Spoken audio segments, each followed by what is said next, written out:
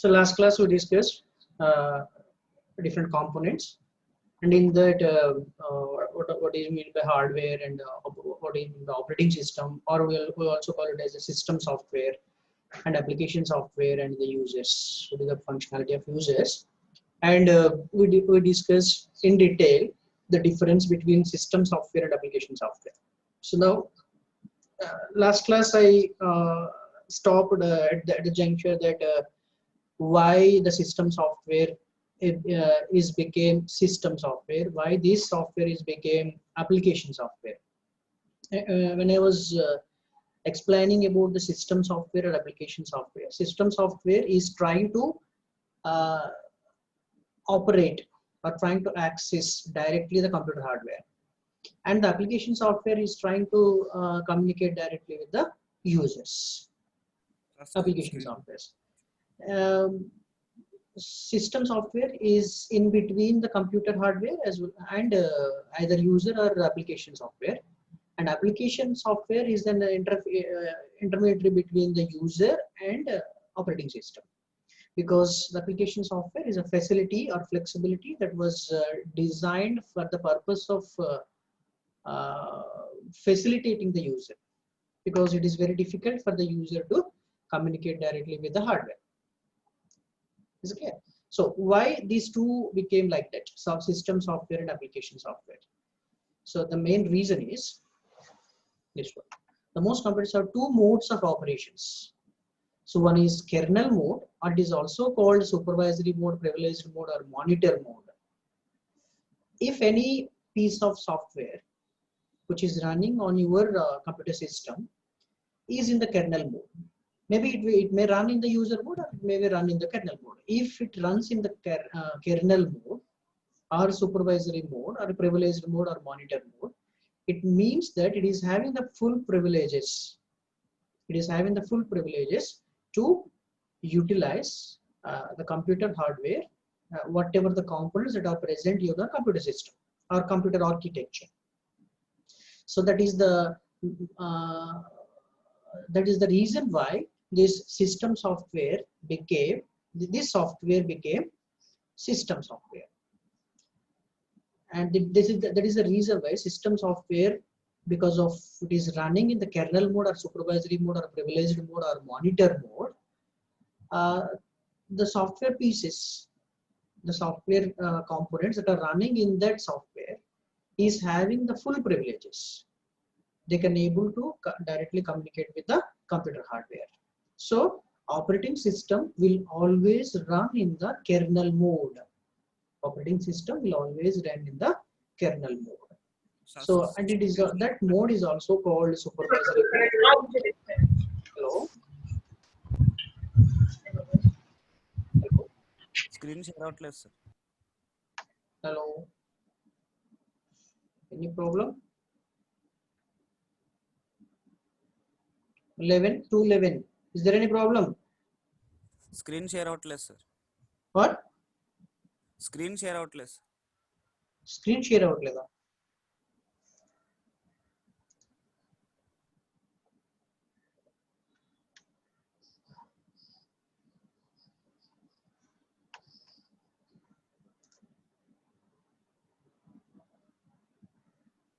Now it is clear? Yes, sir.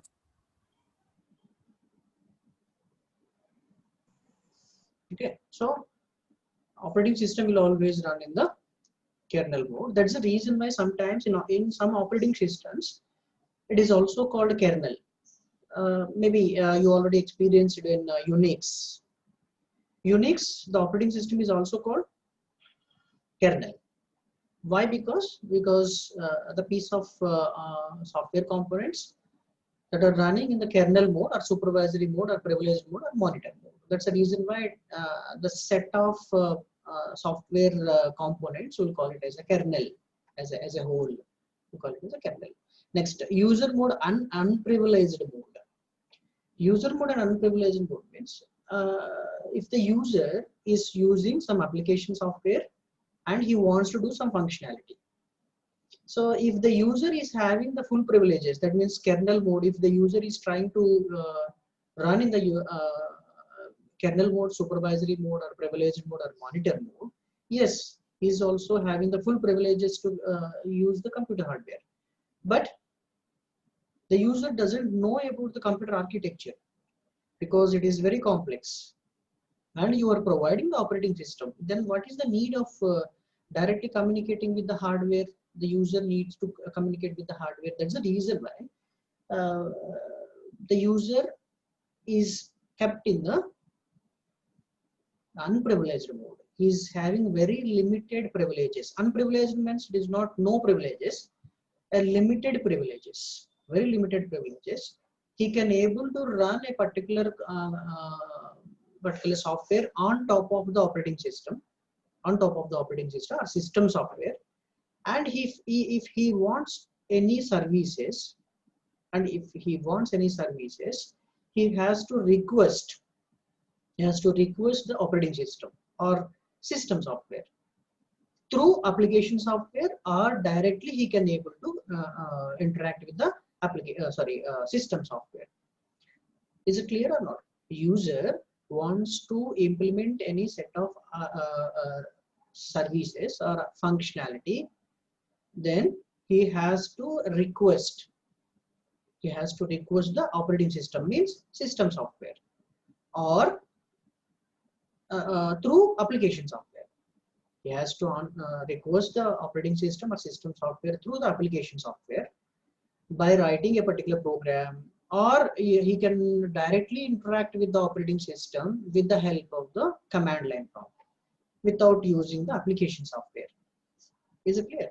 So whatever the thing, but the user is having the limited privileges, and application softwares and system programs, user programs, and library routines, all these things will come under the user mode, because the user is having the full privileges to control all these things. So system programs, okay, application programs, and user programs. Okay, so user can able to the application program, it is under the user control. So all these are allowed to run in the user mode, because library routines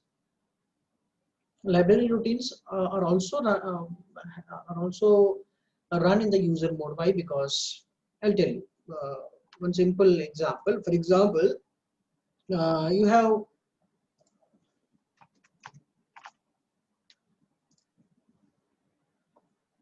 I want to write. Okay, these are the three levels. This is hardware, and this is operating system. This is operating system,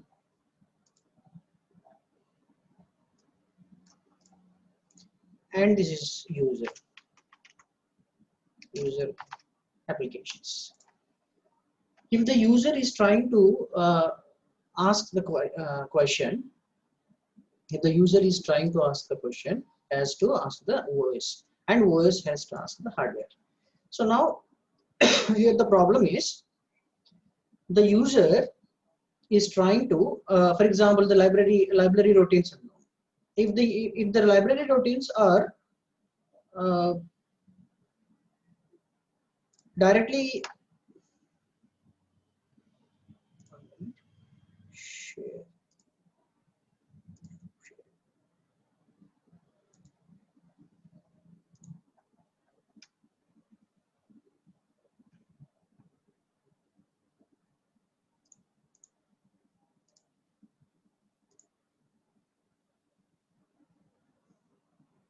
Okay, so if the user is trying to ask any question, he has to ask the operating system, and operating system has to use the hardware, and then hardware will give the response to the OS, and OS will respond to the user. So for example, if the library files, take for example in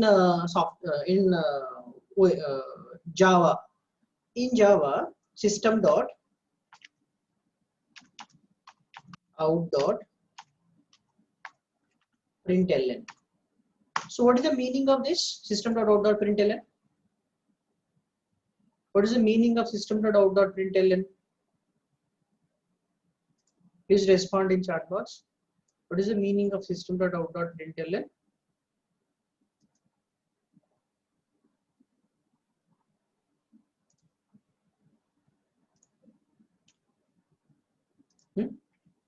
What is the meaning of system.out.println? The meaning of system.out.println to print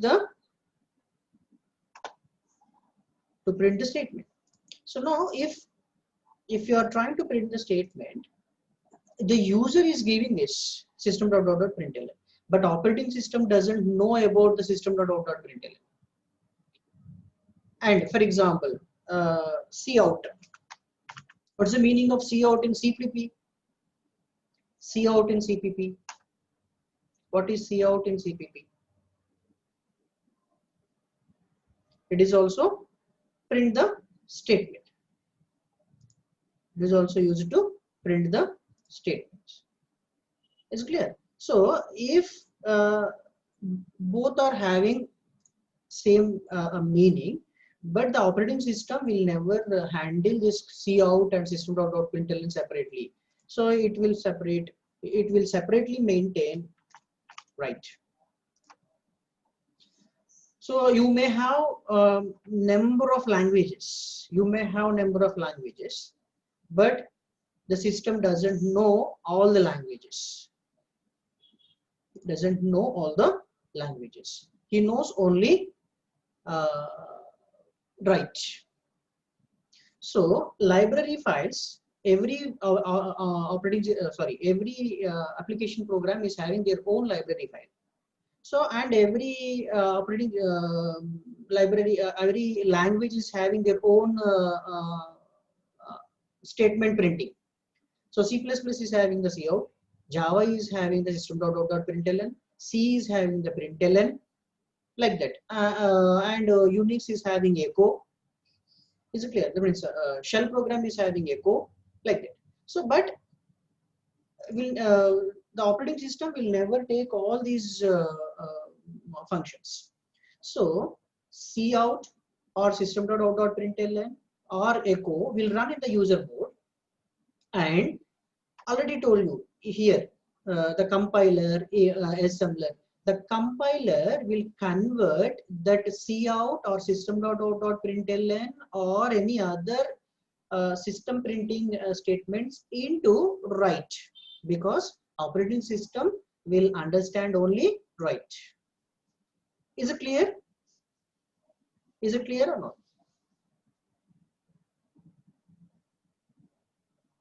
Please respond in chat box. Is it clear?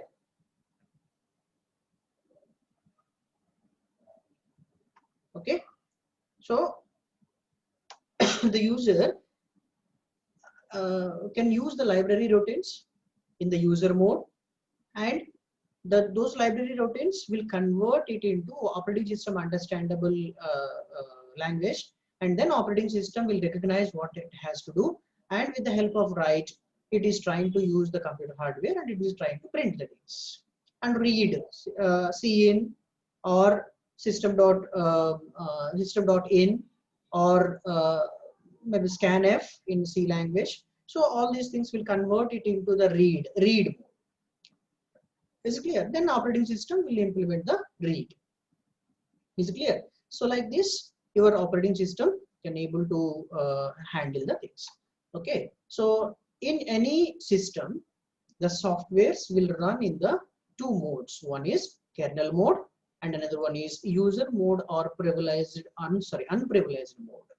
Kernel mode means it is having the full privileges. Whatever the software piece or software component which will run in the kernel mode is having the full privileges to access directly the computer hardware. It can give the input to the computer hardware and it can get the output from the computer hardware.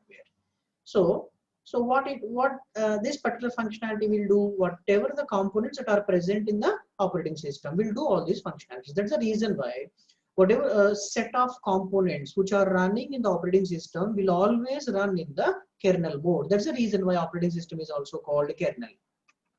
Is it clear? Okay, then user mode or unprivileged mode. So whatever the software components that will run in the user mode or unprivileged mode is having very limited privileges. It is having the very limited privileges, and it will run in the user mode only.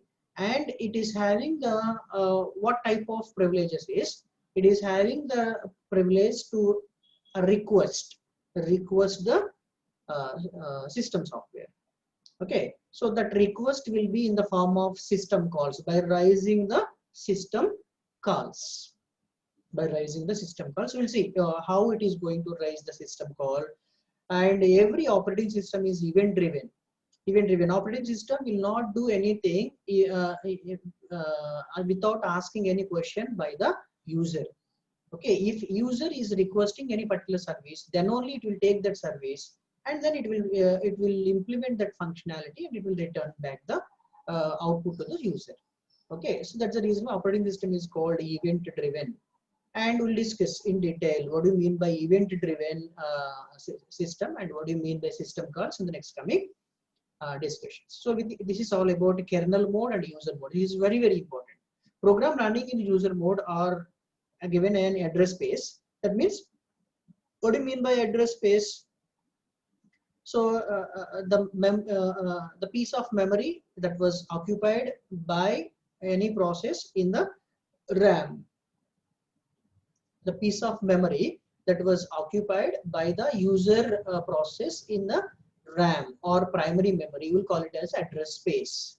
So every process is having, the user process will run in the RAM, and that piece of memory, we'll call it as address space, and set of memory locations will be occupied by the user.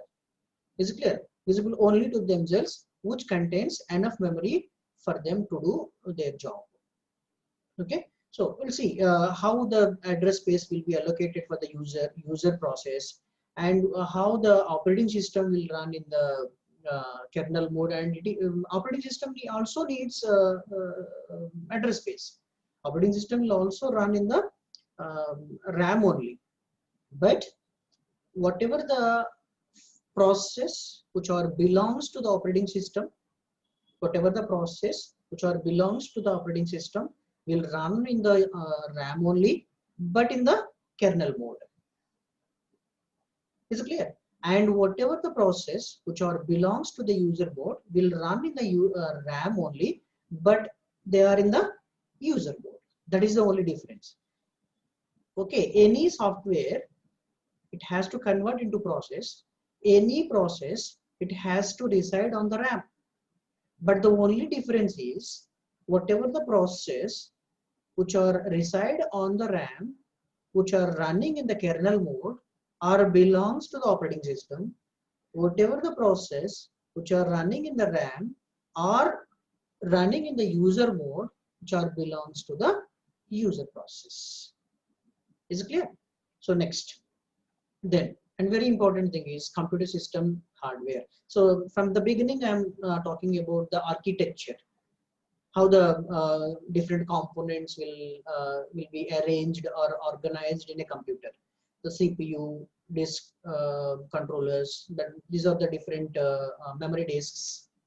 Okay, USB control, or different USB controls may be there, and each and every USB control will be connected with IO devices. These are the different IO devices, and monitor needs some graphics card, and this is the memory, hard disk, or maybe the memory means it may be a RAM, it may be hard disk, or some other pen drive like that. Is it clear? So whatever the data that was there in the memory will be connected to all these devices. So it may take the data from this memory and it will put the data into this memory. So we'll see. The main components are central processing unit, storage structure, and IO devices. Okay, storage structure means memory. There are different memory. There are different memories are there. We'll see what are the different memories in the next coming discussions. So the first component, central processing unit. This is a major component in the system. So central processing unit is a processor. We'll call it as a processor. What the processor will do? What is the main functionality? So what is the main functionality? So central processing unit or a processor's duty is to do the to handle the commands which was issued by the operating system. Okay, whatever the commands which was issued by the operating system will be handled by the CPU. For example, so what it will do, how it is going to handle all these things. For example, so here the CPU is trying to handle these commands which was issued by the user.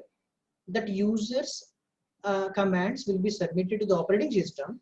Then operating system will send those commands to the CPU, central processing unit. And then central processing unit is trying to fetch, because number of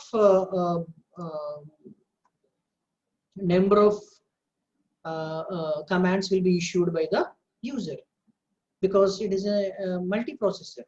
The number of process trying to pose different commands to the CPU. So its duty, it is having their own cycle, that we'll call it as CPU cycle. What the CPU cycle will do is, first it will fetch the instruction, then it will convert this instruction into, or decode that instruction into machine understandable language, then execute this converted machine level language code into executable code, or it will execute, then store the result in the memory. So actually, when you are trying to use your microprocessor, fetching, decoding, executing, and store the result in the memory, all the steps will be done by you. Is it clear? So maybe you may remember that you have to type your command in one place, maybe 1001. Okay, then you have to see that code and decode it in the form of in your sheet. Sheet you have to see. So what is the meaning of that particular code, and you have to decode it, then execute it. You have to execute where it is actually 1001, and you have to go to that particular memory location and you have to run it, and then it will generate the output, and you have to define. So what output that was generated by that particular command, you have to store that particular output in a particular memory location, maybe 1010. Actually, command is there in 1001, and you have to store the output in 1010, and all the duties should be done by you. That's the reason why microprocessor is very, very difficult. But the advantage here is the CPU will do everything. You have to just write your command and submit it to the operating system. Then operating system will send that command behalf of you, and it will be submitted to the CPU. The CPU will do everything. Fetch the instruction, decode it. He knows how to decode it. Then execute it. Then store the result in the memory location. So this is how the cycle will be done by the CPU. Then in the process of doing all these things, the CPU will use some registers. They are called CPU registers, and these CPU registers, will call it as special purpose registers. Okay, CPU will run in very fast. It will do their functionality in faster manner. That's the reason why it needs the registers. Registers or the memory locations. Registers are the memory locations, which will the main purpose of using the registers is it will respond faster. It will respond faster. So the purpose of CPU register is whatever the immediate data that was required to do some functionality by the CPU. whatever the immediate information that was required for the CPU to do the functionality, that information will be placed nearer to the CPU, memory locations nearer to the CPU. So those memory locations which are nearer to the CPU are called special registers, and they are also called CPU registers. In that, program counter, stack pointer, and program status word, PSW. So, okay, program counter, maybe you already know what do you mean by program counter. It will store the next instruction to be fetched. For example, one instruction is under execution. So the program counter will store the address of the next instruction it has to execute. Okay, so that will be fetched because it has to fetch. ఎక్కడి నుంచి fetch చేస్తున్నది, how this CPU knows to what instruction it has to fetch, what command it has to fetch, actually where it is. Actually, in memory, in microprocessor, you have to locate that particular memory location, memory address. But the advantage here is program counter will contains the next instruction address. Then CPU automatically refers the program counter register. In that, the address will be there. So it will go with that particular address, and it is having some instruction. That particular memory location is having instruction. That instruction will be fetched. So that is the purpose of program counter. Then stack pointer, which points to the current top stack. Here the stack pointer, you already know the purpose of the stack. Stack means pop, push and pop. It will push the data. That means whatever the parameters that are required to do the functionality. Is it clear? To execute any particular instruction, what data that was needed will be kept in a stack. That is called push. Whenever required, your CPU is going to pop. If you want to pop, always your pointer should point to the top of the stack. Is it clear? Stack pointer is a register which will always point to the it will always point to the top stack. Is it clear? So whenever a particular instruction needs some data, yes, where it is there in the stack. And how to get that particular data? Yes, that particular stack's top stack pointer is there in the stack pointer.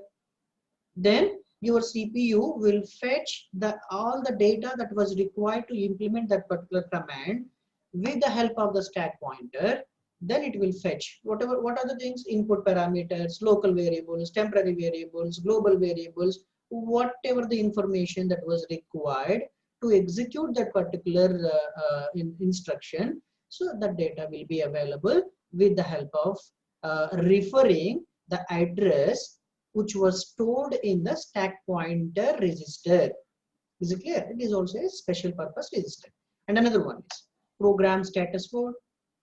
So here you need to organize everything. So till now these two belongs to your instruction. Where is your instruction will be stored in the program counter. So what data that was required to execute that instruction? Okay, what data that was required to execute that instruction is stored at the stack pointer. But to do all these things, you need some control on the system. Okay, so you need some grip on the system.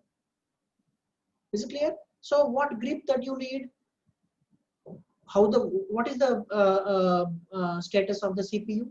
What is the mode of the different components, how they are running, and what are the different control bits? That means how the printer is, how the pen drive is, how the keyboard is, what is the status of the monitor, everything. Because for example, your instruction may be printf. You please try to remember, you please try to understand the concept. For example, your instruction is So because your program counter is pointing printf, then your CPU is fetched printf. So what is the purpose of printf? You have to print the statement. So where the statement is, because the stack pointer stores that statement, then it will fetch that statement, hello world, hi, or welcome to OS class. Yes, it will fetch. Then where to print? On your printer. So is printer is ready, or is there any problem? Printer, monitor, sorry. I need to print on the monitor. I need to display on the monitor. So is the monitor is ready, or it was connected? Is it connected to the system, or it is what in which mode it is running? Is it clear? So then, for example, scanf, and I need to, for example, program counter is pointing scanf. What do you mean by that? You have to read some data from the keyboard. Okay, so what data you need to do? You need to get the keyboard some information. So first, what we have to do is keyboard is connected to the system. Whether it is well connected, it is ready, and what key the user is pressed, and what is the meaning of that. So if you want that, so you have to maintain this program status word PSW. Okay, so condition bits, CPU property, priority, mode, whether it is running in the user mode or kernel mode. Okay, if it is in kernel mode, then only you can able to read the data from the keyboard. If it is running in the user mode, your instruction is running in the user mode, you are not allowed to enter or you are not allowed to read the data from the keyboard, or you are not allowed to give the input to the monitor. Is it clear? So I'll tell you where it is actually used, user mode and kernel mode, where the user mode is used and where the kernel mode is used. Okay, so CPU, if you want to implement, if you want to implement the CPU cycle, fetch, decode, execute, and store the memory. This is the cycle. And if you want to implement this cycle, you need special registers: program counter, stack pointer, and program status word. This is how the CPU will run. So you already know ALU, arithmetic logic unit. So this ALU, for example, add two numbers. Okay, add two numbers is the instruction. Add two numbers is the instruction. And where the two numbers are present? Stack pointer. Is it clear? Then ALU will take those two values, 3 and 2, and you have the instruction called plus, and 3 and 2 will be added, and the 3 and 2 plus is 5. The 5 will be stored in the main memory. Is it clear? Then it will go. It will get the another instruction. Then what is the next instruction? You have to print 5. Then next it will fetch the print. Then where the data is 5 is there in the stack pointer. Then it will fetch the 5. Then it has to print. So where it has to print? In the monitor. So is monitor is ready? Then it will look into the program status word. It will look into the program status word. Okay, the monitor is ready. Then is it ready to accept the data? Yes, it is ready to accept the data, and that information is there in the program status word. Okay, then next it will pass the 5. It will pass the 5 to the monitor. Then 5 will be displayed on your monitor. Is it clear? So this is how the CPU cycle will be implemented. Next. Here, the CPU cycle main is fetching, decoding, execution, and store the results in the memory. So here there are two ways the CPU can implement the CPU cycle. One is pipeline, another one is superscalar. In pipeline means it will fetch one command, and that command will be stored, decoded, and that decoded command will be executed. That means it will do in the pipeline one by one only. If nth instruction is under execution, n plus 1th instruction will be under decoding. N plus 2 instruction will be always in the fetching mode. Is it clear? Nth instruction is under execution. N plus 1th instruction will be under decoding, and n plus 2 instruction will be under fetching. So very simple. There are 10 instructions will be there. Okay. If the third instruction is under execution, okay, fourth instruction will be fetched, decoded, and fifth instruction will be fetched. Is clear? So this particular procedure will call it as pipeline. One by one only it will fetch. So because of this, the advantage is there is no ambiguity. Designing this particular pipeline CPU cycle is very simple. There is no complexity in it, but the problem is execution is faster. Execution is very fast. If you are not able to submit required number of instructions to execute, your CPU has to wait. Your CPU has to wait because it has to fetch and it has to decode, and then only it has to execute. So the CPU has to wait until unless one instruction is decoded, and decoding unit has to wait one instruction has to fetch. Is it clear? So your CPU utilization may be slowed down. So that's the reason why there is another. But the advantage with this pipeline is it is very simple. It is very easy and there is no complexity. But here in this case, if you want to utilize your CPU as maximum as possible, fetch decode will be done multiple times parallelly. Okay, concurrently we'll do fetch decode. All the decoded instructions will be placed in the buffer. Is it clear? And buffer is having number of decoded instructions which are ready to execute. Then you have to implement a mechanism that which instruction should execute, which instruction should execute next. Whatever the instructions that are posed by different process which are initiated by different users are fetched and decoded and are dumped into the buffer.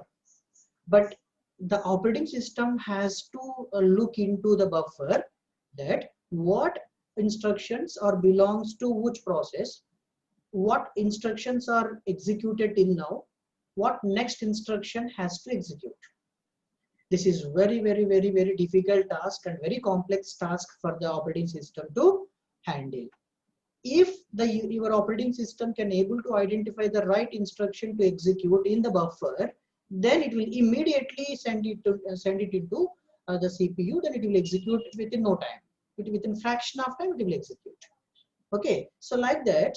So you are trying to make available the decoded instruction in the buffer.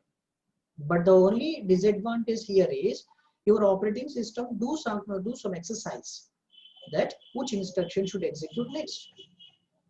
Is it clear? So, but the advantage here is you can utilize the CPU as maximum as possible. That is the main advantage. So CPU cycle can be done in pipeline manner or superscalar manner. So pipeline manner is very simple.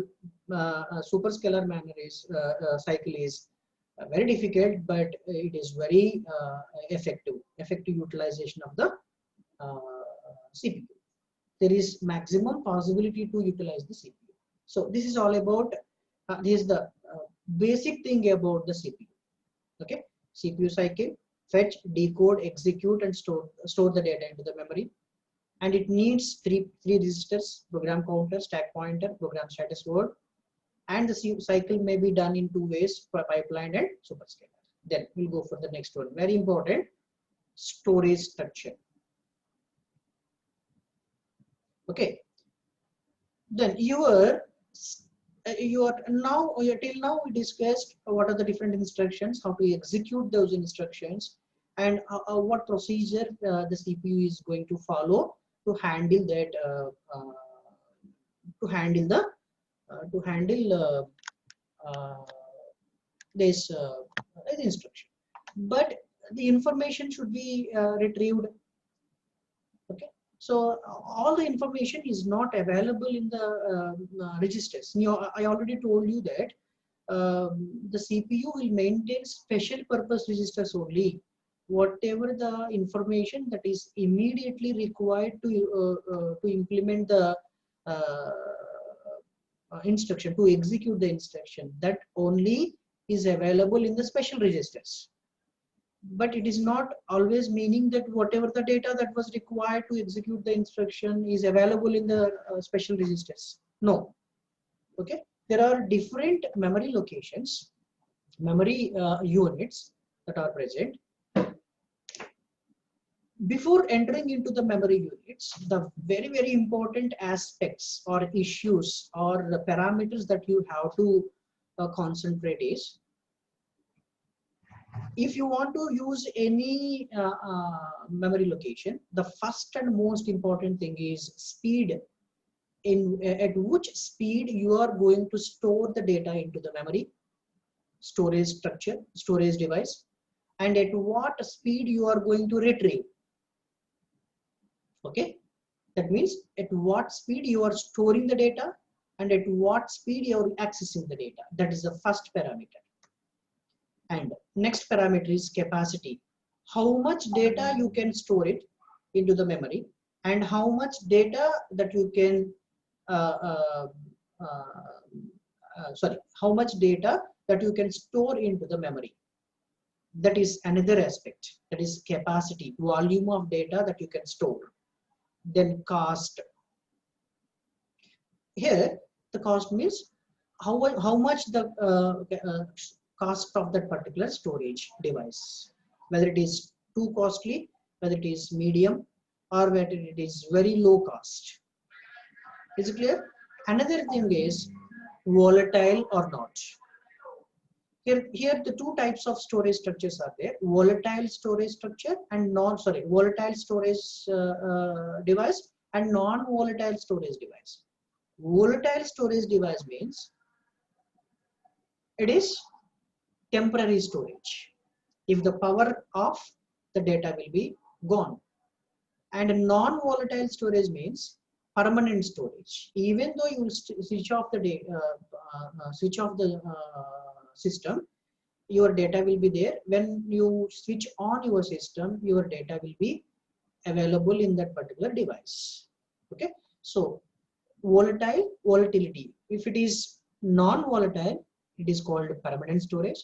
If it is volatile, means it is a temporary storage.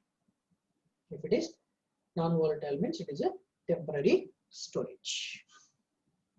Is it clear? So we'll see. Very important. Please try to remember here.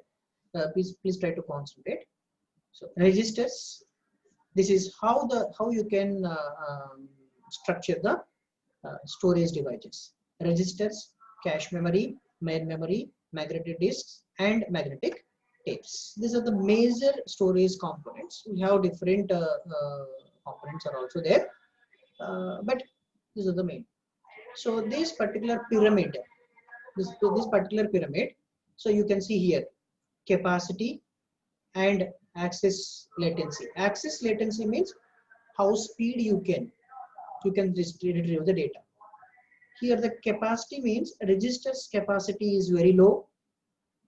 Next cache memory, next main memory, next is magnetic disk, and next is magnetic tapes.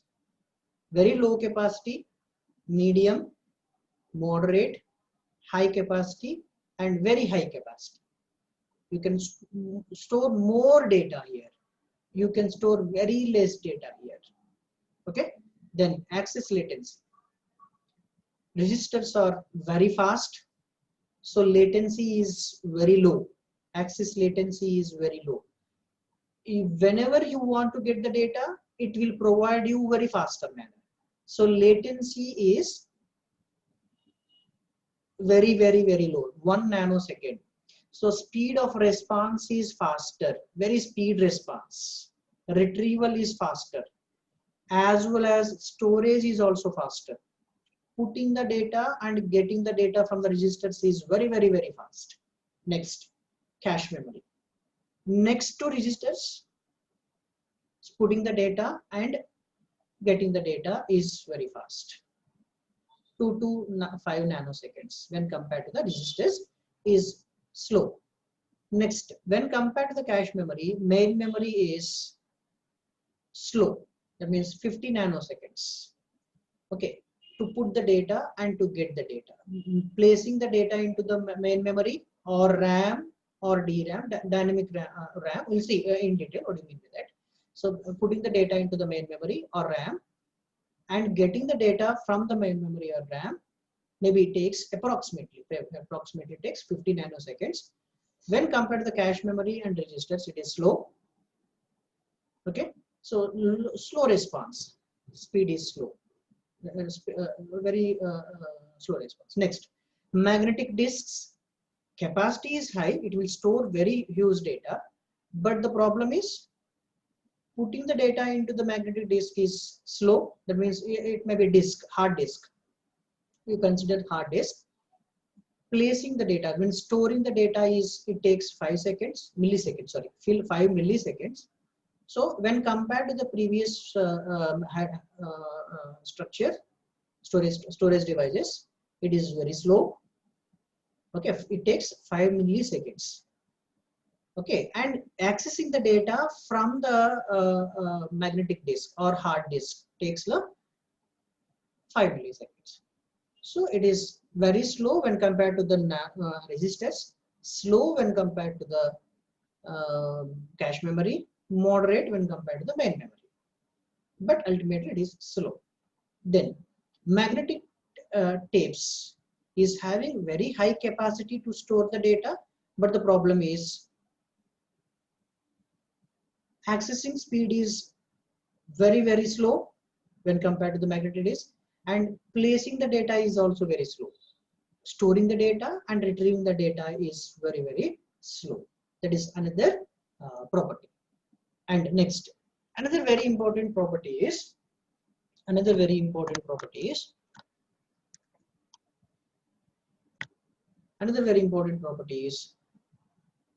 next one, very volatility. Volatility means first three registers, cache memory, main memory, or volatile. Registers, cache memory, main memory, or volatile. That means temporary storage. They are for temporary storage. And magnetic disks and magnetic tapes are permanent storage devices, are non-volatile devices. Non-volatile devices. Okay, so we'll discuss one by one. Okay, registers, general purpose or special purpose. I already told you, general purpose registers means they are available on the registers, but whenever required, then only general purpose registers will be utilized. Special purpose registers means frequently used, and it is very important registers for the CPU to provide the required information. That's the reason they are called special purpose registers. Okay, very high speed. So the CPU, it is almost equal to the CPU speed. Registers. That's the reason why CPU uses registers. CPU uses the registers for immediate requirements. For the immediate requirements, CPU utilize the registers. So very low capacity, maybe 0.5 KB, 1 KB, like that. Okay, then very high cost. This is very costly. That's the reason why the registers are limited. So if the number of registers goes on increasing, your system cost will be very high, increases very exponentially. So that's the reason why limited registers will be maintained. Next, volatile. It is a temporary storage device. Next, main memory or random access memory. So high speed, okay, so this is very high speed, but the main memory is high speed, medium capacity, high cost, and volatile. Next, secondary storage device, read only memory, low speed. That means here the low speed means storing the data or retrieving the data is slow when compared to the main memory. High capacity, it can store more data. Low cost, when compared to the main memory and registers, low cost, and it will store non-volatile manner. That means permanent storage. Okay, so permanent storage. Next, magnetic disks, low speed, very high capacity. When compared to the secondary storage, very high capacity. That means hard disk. When compared to the hard disks, magnetic disks will be there. Okay, low cost, then non-volatile. They are also permanent storage devices. Next, magnetic tapes, very low speed. So accessing speed and storage speed is very slow. Okay, that means access latency is very high. Access latency is very high. Okay, very high capacity, you can store very huge data permanently. Very low cost and non-volatile. Is it clear? So this is how different storage structures. We missed here the cache memory. So we'll discuss cache memory. Okay. So shall I stop here? In the next class, I'll try to discuss. So can you please, if you have any doubt, you can ask me. Otherwise, I will ask the questions in the next class. So particularly, I will ask the questions. So how you are collecting the attendance? How you are collecting the attendance? I don't know. Okay. Please, anybody, can you please provide the attendance for the 3 sections?